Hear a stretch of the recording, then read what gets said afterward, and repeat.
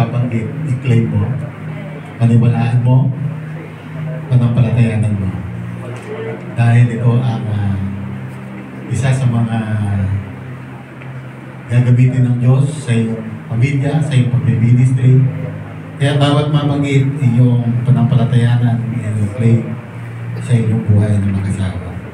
Reverend Prima D. Cerezo, aking ngayong ipinapahayag sa iyo ang pagpapala ng Diyos at pag-iingat at pagliwanagin ng Diyos ang kanyang mukha sa iyo at ang kanyang biyaya ay sumagana sa iyo. Ang kanyang gabay ay sumaiyo at ang kanyang karunungan at kaalaman ay mamuna sa iyo. Ang kapangyarihan ng banal na Espiritu ay kumilos sa iyong ministeryo na iyong paglilingkod sa Diyos sa lugar na ito.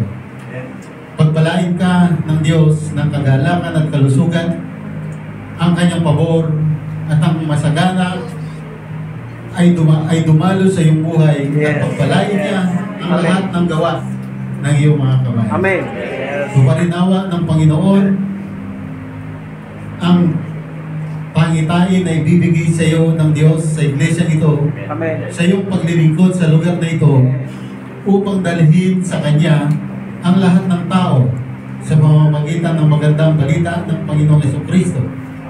Maluwalhati nawa ang pangalan ng Diyos, may taas at may pahayag sa lugar na ito sa pamamagitan mo sa iyong paglilingkod sa Diyos sa iyong ministeryo.